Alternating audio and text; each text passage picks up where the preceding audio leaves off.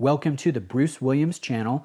Today, I'm very fortunate to have the U50 from Sinn. This is the fully tegimented version on loan from a friend of mine from Dail. I'd like to shout him out. He's an awesome guy. He's putting off his watch honeymoon. He just purchased this Sinn. He sent it to me first so I could video it, try it out, and share it with you guys here on the channel. So a big thank you to Dail for making this happen. Now the Sinn U50, this is one that I've been very excited about since Sinn unveiled it earlier this year in 2020. You could say this is a little brother or a smaller version of the U1, which is their best-selling dive watch in their lineup. The U1 is a watch that I've owned. I've reviewed a couple times on the channel. I'm a big fan of the U1, and I think this U50 takes the great elements of the U1 and enhances them a little bit in a smaller package. So 41 millimeters in diameter, 47.3 millimeters lug-to-lug length, 11.5 in overall height, which is very impressive because this carries 500 meters of water resistance or 50 bar, hence the name U50. So it's great to get such a robust and substantial watch in such a thin package. I'm impressed by that.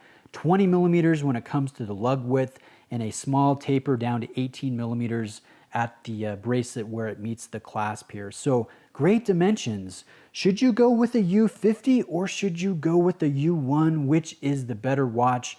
Well, my wrists are 7.25 inches in circumference, and I feel like I could do either one, but I do have a preference between the two. So I would say if you're at 7.25 or bigger, you might want to consider the U1 more. And if you're at my size or smaller, I think you should give heavy consideration to the U50. So the U50, it plays a bit smaller than its stated dimension, and I really like that. I really like the way this disappears on wrist. That's a quality that I like in a sport watch, in a tool watch. And really this is almost the ultimate tool watch when it comes to robustness and scratch resistance. There is a harsh beauty associated with this original design, and I do like it in the smaller size. Now let me place it next to a couple well-known watches just for size comparison and scale. Hopefully this is helpful. The first watch is the Rolex Submariner, which technically has about a 40.5 millimeter diameter.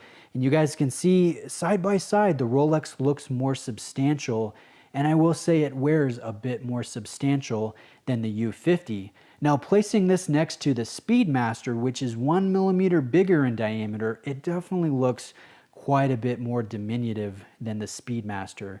Now let's place it next to a couple other well-known watches. The first one is the Seiko SKX or the 5KX. They share the same case. It's one of the most universally beloved cases and fits out there from any brand. You guys can see it does play just a touch smaller than the 5KX case, which is about 42.5 millimeters in diameter. The last watch is the Oris Aqua's Date. This one is 43.5, and you guys can definitely see the size difference here between the Oris and the Sinn.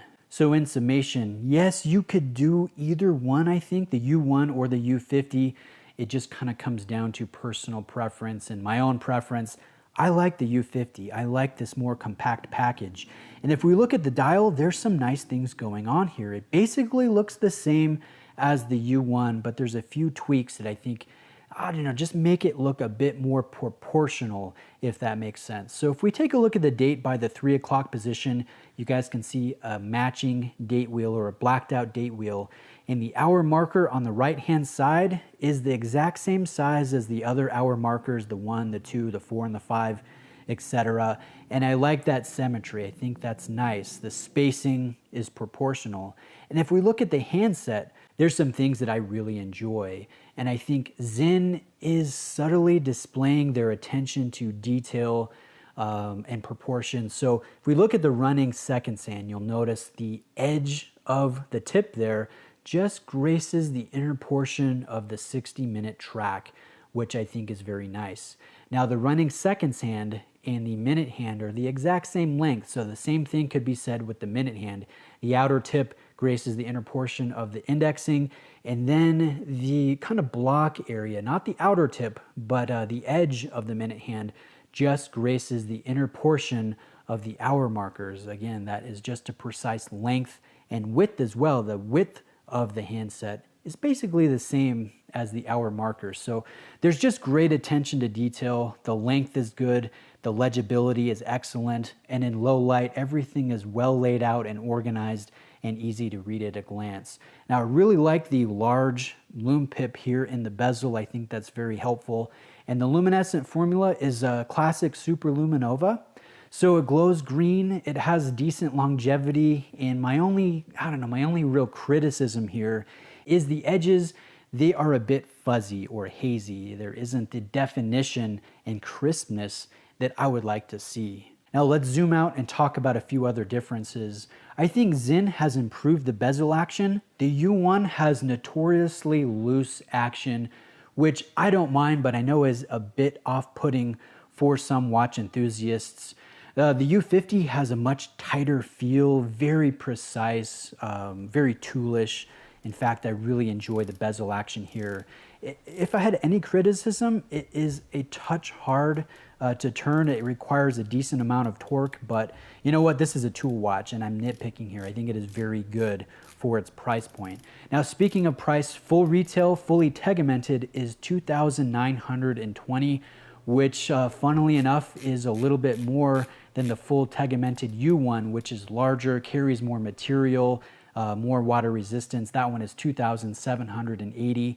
Sinn has been raising their prices on a consistent basis, so you know they aren't the value proposition that they were, say, about 5 years ago, when you could find Sinn's, depending on the model, the 556 for under $1,000. Now those days are long gone. So I think Sinn was a crazy value proposition, from about 10 years ago to about 5 years ago, and now it's a great watch. They're very well constructed, engineered, and executed. I really enjoy them, but you're going to be paying for that. You're going to be paying market value for a great watch. Now, that's not necessarily a bad thing. I think we're just spoiled as watch enthusiasts. So this is a pretty substantial watch at a fairly substantial price point of about $3,000 if you're opting for the full tegimented version, which would be my recommendation when you're buying a matte finish tool watch like this is, that again carries a very beautiful, harsh allure to it. I think this is a gorgeous watch in a different way, if that makes sense. You look at a Vacheron Constantin Overseas and you're dazzled by the finishing, the hue, the color play, and that certainly is beautiful.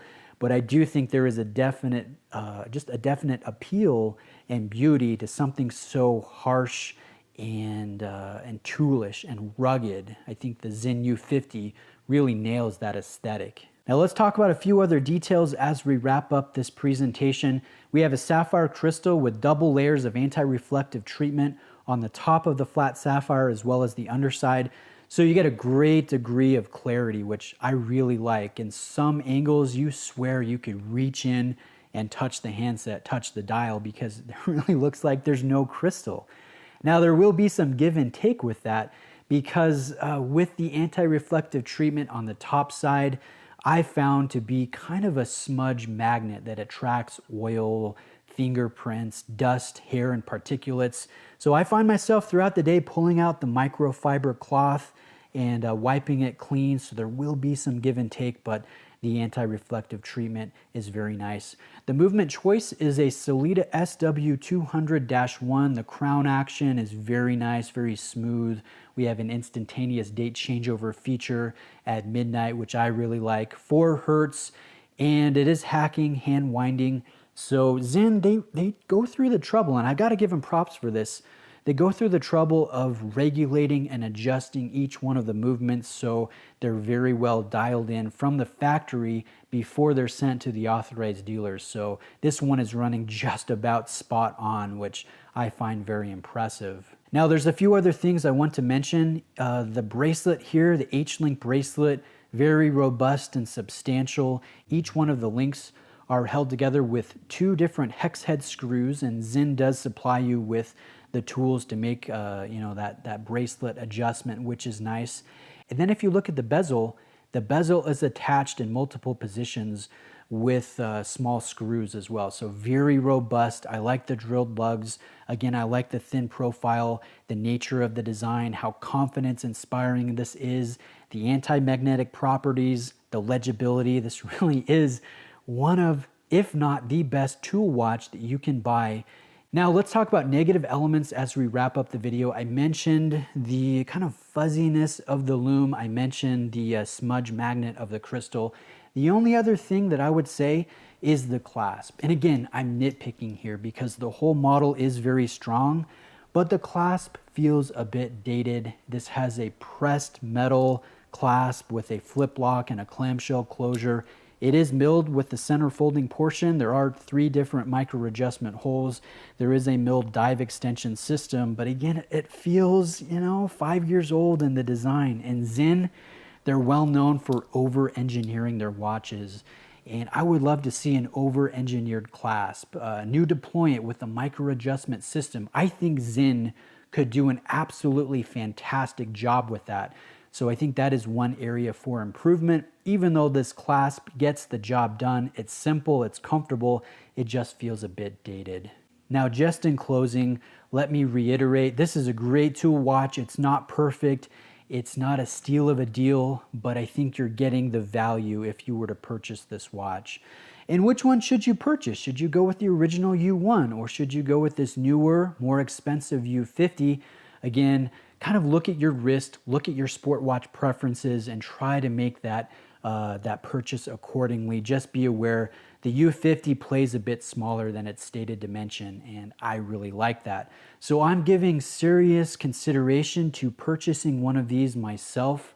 I've really gone for the less is more approach when it comes to watch collecting. So I have a core of 3 watches, my Vacheron Constantin Overseas 4500V. I also have the Rolex Submariner, the 116610LV, and the Omega Speedmaster Sapphire Sandwich. And I really love this trio. This is the core of my collection, and I love wearing these watches. So anything I bring into the rotation has to enhance my collection. It really has to be an impressive piece. So right now, the complimentary watch for that trio is the Oris limited edition Lake Baikal date, which is beautiful. It's substantial. I really love wearing it, and my wife thinks it's a pretty watch. But I'm wondering, should I switch out the Aquis for the U50? I think I would be bringing more versatility to my core collection. It would be a different aesthetic, a more rugged, toolish watch, a smaller watch, arguably more robust, even though they carry the same movement. And it would bring some more variety when it comes to country of origin as well. So again, I'm really considering swapping out the Aquis for the U50 as the complementary grab-and-go sport watch to my VC, Rolex, and Omega. And let me know what you guys think about that. Is that a move you think would be a wise thing to do? So thanks again for watching today. That concludes my presentation on the new Sinn U50. I'm a fan. I think it's just about the best tool watch out there. And I want to thank Dail for lending this in and delaying his watch honeymoon because, this has just been fantastic. So big thank you to you, Dail. I really appreciate this. So guys, reach out with questions. Again, thanks for watching. I hope you have a great day, and I'll see you in the next video.